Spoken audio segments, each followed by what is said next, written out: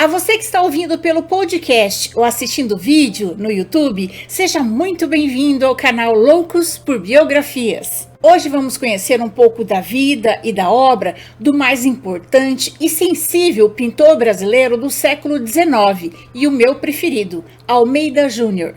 Ele é conhecido como o poeta do pincel. Suas obras são verdadeiros poemas sob a forma de imagens. Ele foi o primeiro a retratar em seu trabalho o cenário artístico nacional. Seus personagens são pessoas simples e humildes. Tanto as pessoas como os animais e as plantas aparecem em suas obras em posições serenas, relaxados e até concentrados no que estão fazendo. A forma inovadora como ele tratava a luz até hoje é comentada e apreciada. Para termos dimensão de sua importância, o Dia do Artista Plástico Brasileiro, comemorado dia 8 de maio, foi criado em sua homenagem, dia do nascimento do pintor.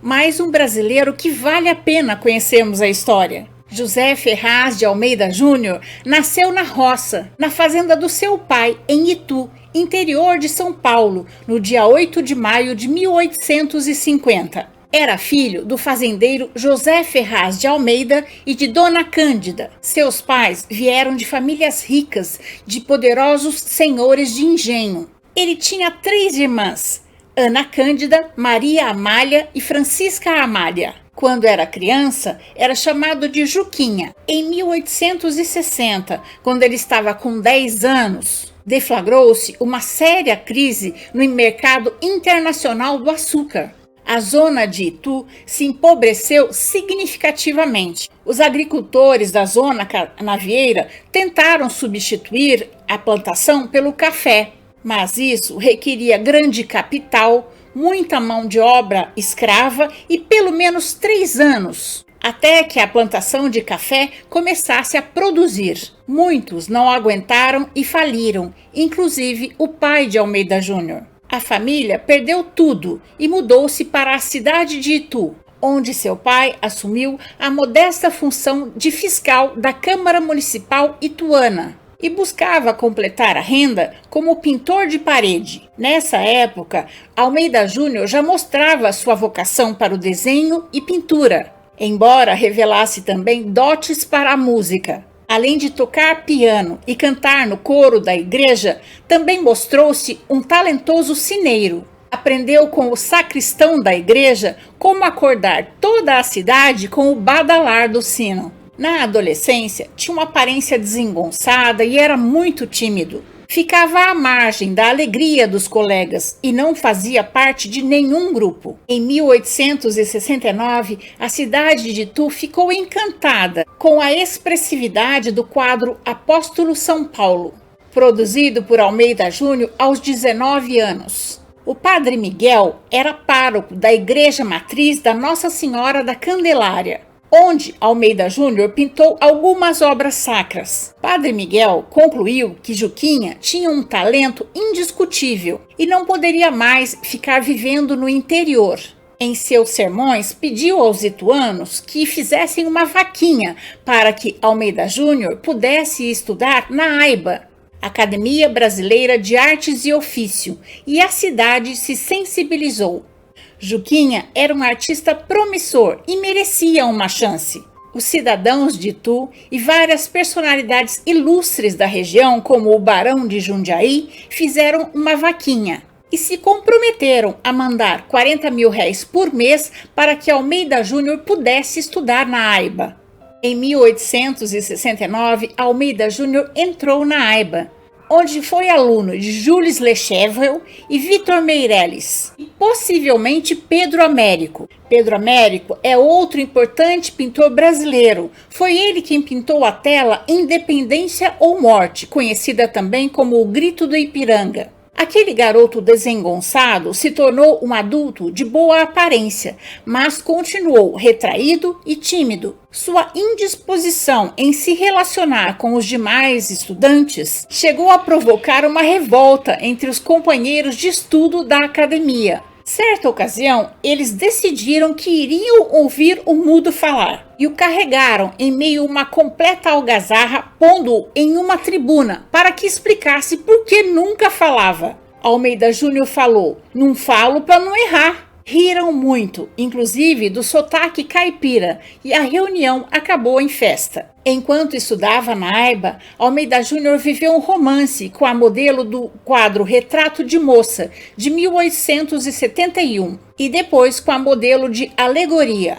Ainda quando estudava no Rio de Janeiro, comprou um bilhete de loteria e ganhou o primeiro prêmio. Feliz, enviou o dinheiro do prêmio para os pais para que comprassem um imóvel, porque desde que eles tinham perdido tudo, eles pagavam aluguel. Terminou seus estudos na AIBA em 1874, com destaque pela qualidade de seus trabalhos e condecorações, entre elas a medalha de ouro com a tela A Ressurreição. Sua última participação como aluno na Exposição Geral de Belas Artes da AIBA. Após concluir o curso na academia, Almeida Júnior voltou para Itu em 1875, onde passou a trabalhar em seu ateliê como professor de desenho e pintor.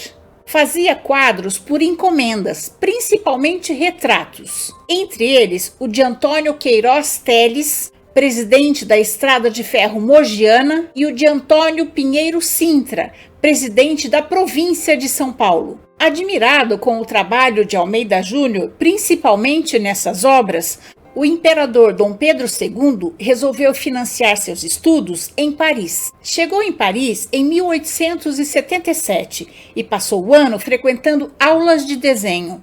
No ano seguinte, ingressou na tradicional Escola Superior de Belas Artes Francesa, tendo como principal professor o pintor francês Alexandre Cabanel, um dos maiores inimigos dos impressionistas. Quando Almeida Júnior chegou, a Cidade Luz polarizava a literatura e as artes de modo geral.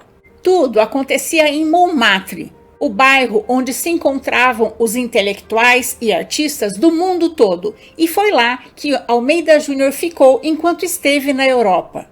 A primeira exposição impressionista de Monet, Renoir, Pissarro, Degas e outros tinha acontecido com sucesso 2 anos antes. Ao mesmo tempo, crescia a atenção em torno de Rodin, que teve uma de suas esculturas recusada no Salão Oficial de Belas Artes de Paris. Ao ver o quadro Derrubador Brasileiro, o Conde Deu e a Princesa Isabel, que o visitaram em seu ateliê em Paris, ficaram encantados. O quadro retrata um lenhador descansando ao lado de um machado e é considerado sua obra-prima. Ele adorava música, era um bom pianista e também compunha valsas e canções brasileiras, chegando a divulgá-las entre seus amigos enquanto esteve em Paris. Enquanto estava estudando na Europa, sua mãe adoeceu e acabou falecendo. Os médicos lhe disseram que nos seus 3 últimos dias de vida, ela só chamava por ele. Isso lhe deu um enorme sentimento de culpa. E para expurgar esse sentimento, ele começou um novo quadro, Remorso de Judas. Em Paris, Almeida Júnior recebeu uma medalha de honra em desenho, matéria que sempre se dedicou e se destacou. Seu traço beira a perfeição e a genialidade. Uma outra técnica que se ocupou foi o desenho sobre papel. Mas, considerando a pouca durabilidade desse material, há apenas um desenho seu que reproduz a imagem de Dom Pedro II e se encontra na Pinacoteca do Estado de São Paulo. Almeida Júnior não assinava os trabalhos que dava de presente. Assim, evitava não só a tentação das pessoas venderem o presente, como também impedia que as obras presenteadas viessem a concorrer no mercado de artes com outras produzidas para a venda. Durante os 6 anos que morou em Paris, Almeida Júnior participou de 4 edições do Salão Oficial dos Artistas Franceses, apresentando obras-primas como o Derrubador Brasileiro. Sua tela, Fuga da Sagrada Família para o Egito, obteve aprovação unânime na Comissão de Exposição de Paris. Esteve também na Itália, onde permaneceu por curta temporada, apenas para entrar em contato com os grandes pintores. Almeida Júnior inaugurou a prática de avisar à imprensa o que estava fazendo. Ele enviava à imprensa convites para todos os eventos, exposições e mostras em que estaria presente. Por isso, no tempo em que viveu em Paris, o pintor estava sempre presente nos jornais de Itu e São Paulo, que divulgavam regularmente novidades a seu respeito. Após 6 anos no exterior, Almeida Júnior voltou ao Brasil. Chegou no Rio de Janeiro, capital do Império, em 1882, no vapor Ville Bahia, e logo cuidou de expor num dos salões da AIBA os diversos trabalhos que preparou na Europa.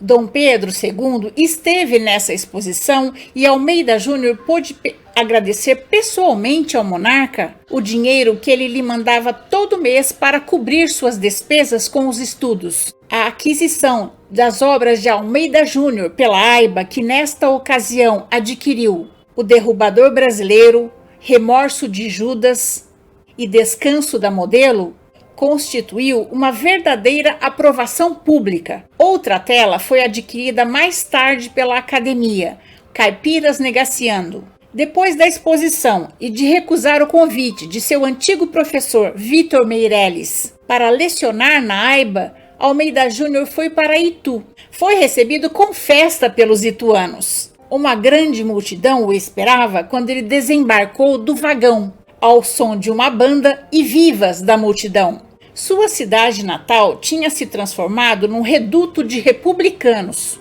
e Almeida Júnior se viu numa posição delicada por ser protegido pelo Império. Felizmente, nenhum dos lados dava importância para os laços que ele mantinha. Assim, Almeida Júnior retratou monarquistas como Antônio Paes de Barros, o primeiro barão de Piracicaba, e Antônio de Queiroz Teles, barão de Jundiaí, e republicanos como Campos Sales, Prudente de Moraes e Bernardino de Campos. Certamente por isso, ninguém estranhou quando ele presenteou Dom Pedro II com aquele que era seu trabalho mais importante, Fuga da Sacra Família para o Egito. Naquela época, graças à ascensão econômica produzida pelo cultivo do café, o hábito de se implantar igrejas se intensificou em São Paulo e os temas religiosos para decorar essas novas igrejas foram muito solicitados. Por pressão do mercado, em contraste com o realismo de suas obras, Almeida Júnior adotou em alguns de seus trabalhos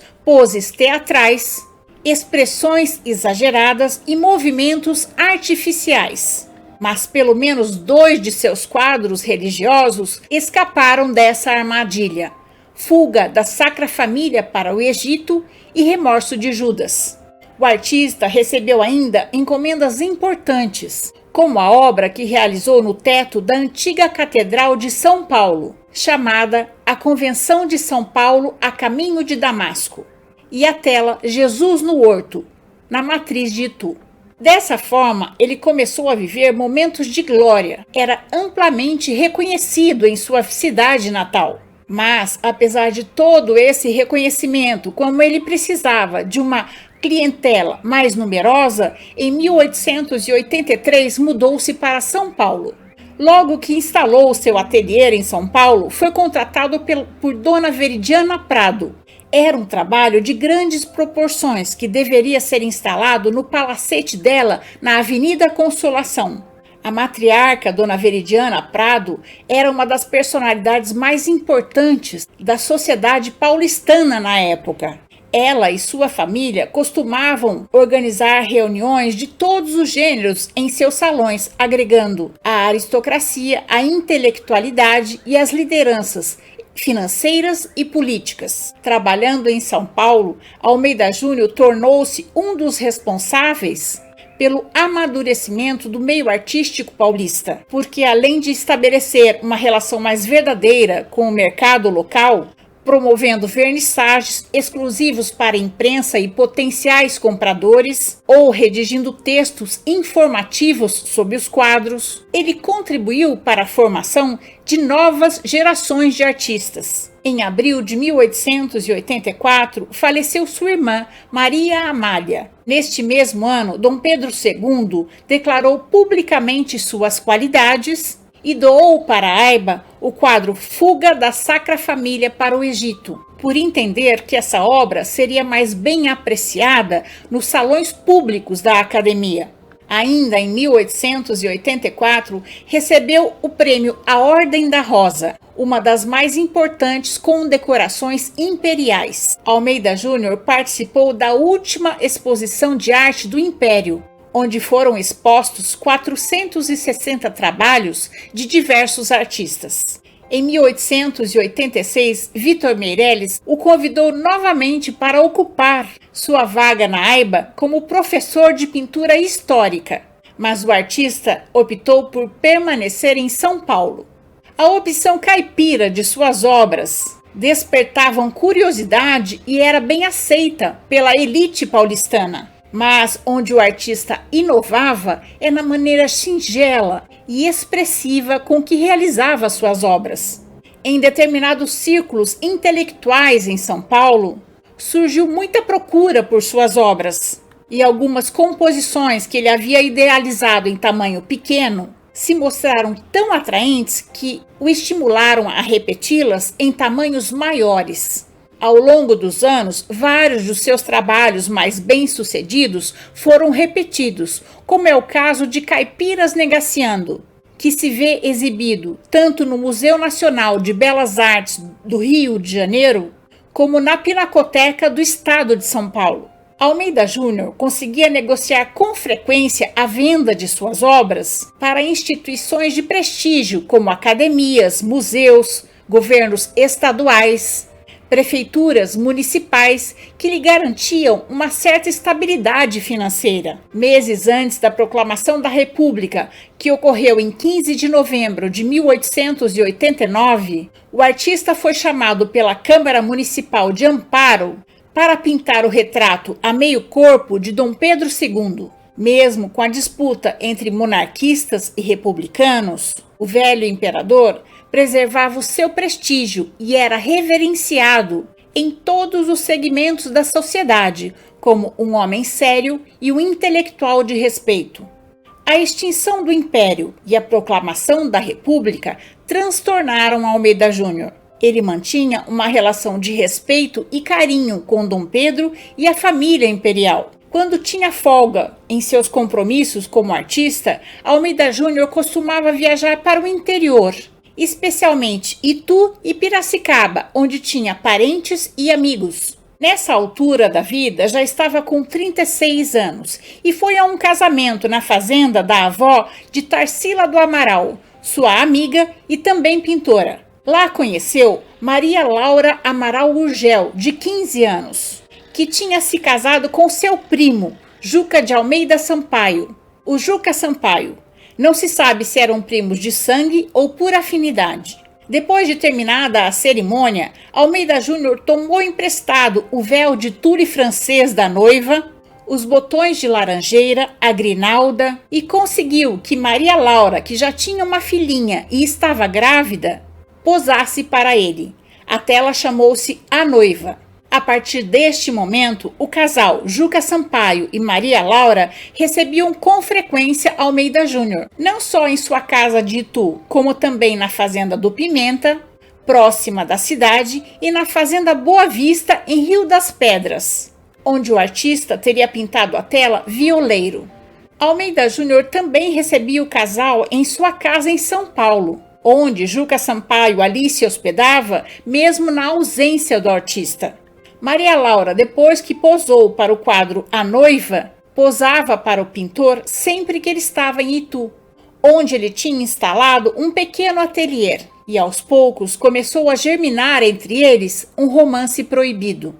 Maria Laura tinha ficado órfã de pai e mãe aos 6 anos de idade, e seus tios, quando ela completou 13 anos, a obrigaram a casar-se com Juca Sampaio. Maria Laura protestou. No dia do casamento, ela se escondeu lá em cima, num pé de jabuticaba, e o casamento quase não aconteceu. A primeira filha do casal, Zilda, nasceu quando Maria Laura estava com 14 anos. Depois vieram Renato, Fausto, Zezé e Laurita.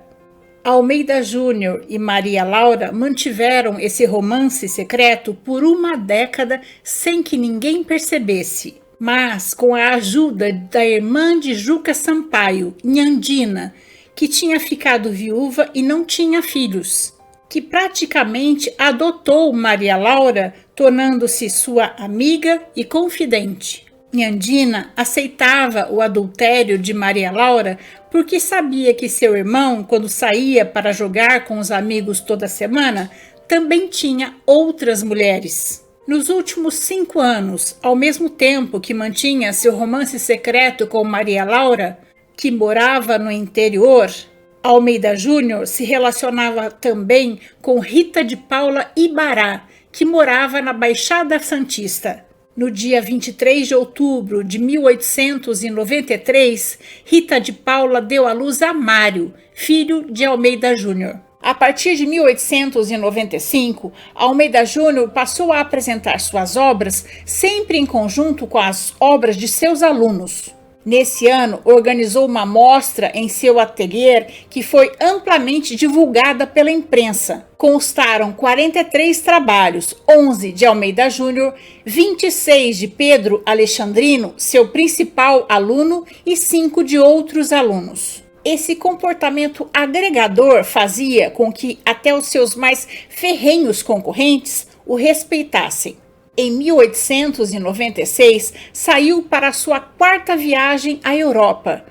Ele padecia de algum mal no estômago que pretendia tratar lá, mas, preocupado, dias antes da viagem, procurou um tabelião para lavrar seu testamento. Nesta viagem, ele foi em companhia de seu aluno Pedro Alexandrino Borges. Pedro permaneceu estudando em Paris por 10 anos e se tornou o pintor brasileiro mais importante de naturezas mortas do seu tempo. Almeida Júnior também foi professor de vários artistas que despontariam no modernismo, como Anita Malfatti e Tarsila do Amaral.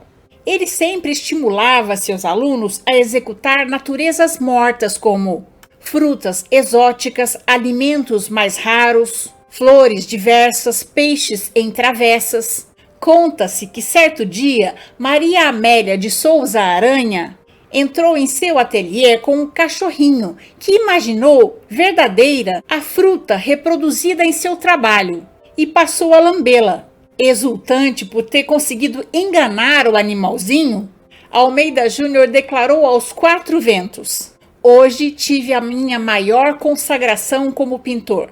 Aqui termino a primeira parte da biografia de Almeida Júnior.